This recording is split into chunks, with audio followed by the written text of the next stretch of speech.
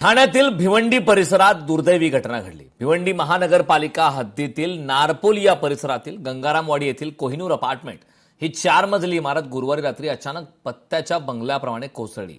या दुर्घटनेत आतापर्यंत 9 जणांचा मृत्यू झाल्याची माहिती प्रशासनाने दिली आहे। घटनास्थळी बचाव आणि शोधकार्य युद्धपातळीवर सुरू आहे। दरम्यान मृतांची नावे देखील समोर आलीत। मृतांच्या कुटुंबियावर दुःखाचा डोंगर कोसळलाय। मुख्यमंत्री फडणवीस यांनी या प्रकरणाची सखोल चौकशी करून ठोस कारवाई करण्याचे निर्देश दिले।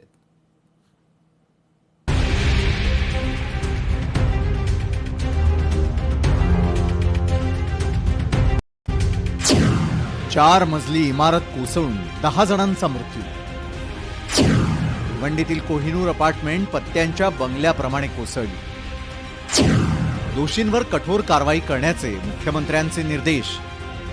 भिवंडी महानगरपालिका हद्दीतील नारपोली परिसरातील गंगारामवाडी इथली कोहिनूर अपार्टमेंट ही 4 मजली इमारत 2007 मध्ये बांधण्यात आली। या इमारतीत 2 विंग असून एकूण 30 घरं होती। निकृष्ट दर्जाच्या बांधकामामुळे ही इमारत अगदी सुरुवातीपासूनच कमकुवत असल्याचं निदर्शनास आलेलं होतं। त्यामुळे भिवंडी महानगरपालिकेनं तिला अति धोकादायक घोषित केलं।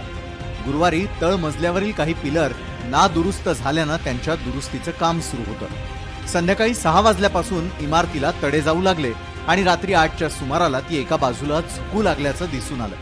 परिस्थितीचं गांभीर्य लक्षात घेऊन पालिका अधिकाऱ्यांनी कर्मचाऱ्यांसह घटनास्थळी धाव घेत इमारत रिकामी करण्याची कारवाई केली। मात्र त्यानंतरही तळमजल्यावरील दुरुस्ती सुरूच होती। तसंच काही रहिवासी घरातील साहित्य घेण्यासाठी पुन्हा इमारतीत गेल्यानं इमारत अचानकपणे कोसळली आणि ते ढिगाऱ्याखाली अडकले। प्रशासनानं याची तातडीनं दखल घेत बचावलेल्या नागरिकांना सुरक्षित स्थळी हलवलं। करत असताना ती इमारत अचानकपणे कोसळली, पण नशिबाने खरं म्हणजे याच्यामध्ये तो 30 परिवार राहत होते आणि त्याला सर्वांना बाहेर काढण्यात आलेलं होतं। तरी सुद्धा 12-14 कामगार असतील, एखादं कुटुंब त्या ठिकाणी त्या अपघातामध्ये सापडलं। जवळपास 9 जणांचा दुर्दैवी मृत्यू या ठिकाणी झालेला आहे। अजूनही शोधकार्य सुरू आहे।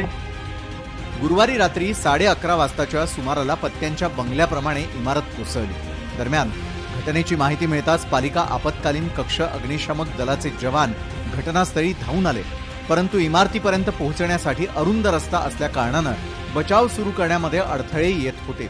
त्यानंतर रात्री 1 वाजता घटनास्थळी एनडीआरएफचं पथक आणि टीडीआरएफ दाखल झालं।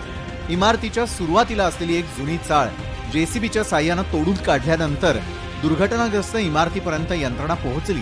त्यानंतर बचाव कार्य करण्यासाठी सुरुवात केली गेली। आताही आपण नागरिकांना आवाहन केलेलं आहे, जर कोणाची मिसिंग कंप्लीट असेल तर आपल्याकडे जे एनडीआरएफ डॉग स्क्वॉड आहे त्याच्या साहाय्याने आपण सर्च अँड रेस्क्यू ऑपरेशन आपलं अजूनही चालूच आहे। जर मिसिंग कंप्लीट असेल तर त्यांनी सांगितलं तर आपण शासनाच्या नियमानुसार जोपर्यंत मिसिंग कंप्लीट होत नाही तोपर्यंत आपलं रेस्क्यू ऑपरेशन या ठिकाणी चालूच राहील। भिवंडीत एक इमारत कोसळून झालेल्या या दुर्घटनेत काही जणांचा मृत्यू झाल्याची घटना अतिशय दुर्दैवी आहे। मी त्यांना भावपूर्ण श्रद्धांजली अर्पण करतो।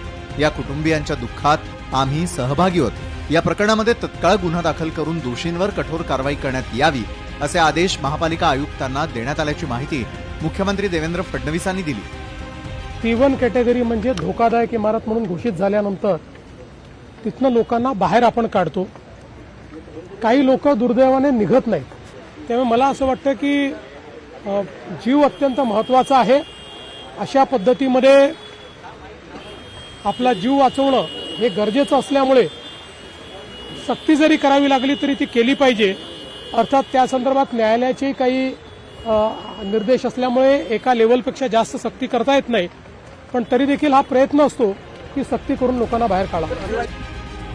गुप्ता कुटुंबीय देखील इमारत कोसळत असताना ढिगाऱ्याखाली पडत असताना अरविंद गुप्ता आणि पत्नी बाहेर पडले, पण मुलगी कोमल या ढिगाऱ्याखाली अडकली। तिनं आपली स्वतःची कशीबशी सुटका करून घेत आपला जीव वाचवला। इमारतीच्या दुरुस्तीचं काम सुरू असताना दुर्घटना घडल्याचं तिनं सांगितलं। या इमारतीच्या दुर्घटनाग्रस्त भागातील रहिवाशांना परिसरातील स्थानिक तरुणांनी तातडीनं मदत करत अनेक कुटुंबातील सदस्यांना बाहेर काढलं, तर ढिगाऱ्याखाली अडकलेल्या दोघांना देखील बाहेर काढण्यात यश आलं। जो काम जो किया गया वो सही तरीके से नहीं किया गया, और जो करने वाले वर्कर्स थे उन्होंने भी गलत तरीके से वो काम किया, नहीं तो उस तरह नहीं होता हादसा, आज वो सही होता। तो मतलब वो रिपेयरिंग करवाया गया था, जो वर्कर्स थे वो गलत तरीके से काम किए, इसकी वजह से गिरा। और जब वो मतलब वहां से वो गिरने लग गया पार्किंग से, तब हमारे गली में भी गिरने लग गया। तब हम मतलब डर गए, फिर हम बाहर निकलने लग गए।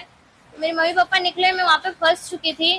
फिर मतलब वहां से पानी भी नहीं सब आने लगे, मैं उस पानी में भी डूब चुकी थी, टाकी विकी का सब पानी गिरा उसमें।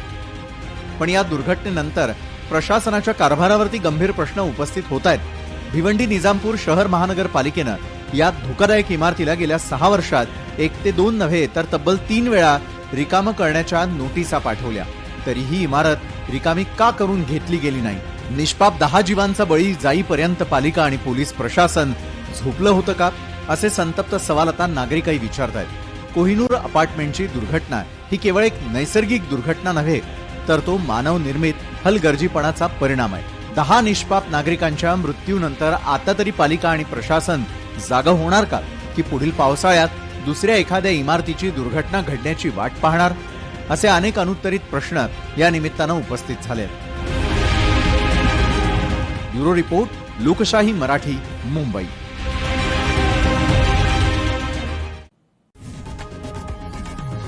लोकशाही मराठी ऐका, पहा, जागरूक रहा।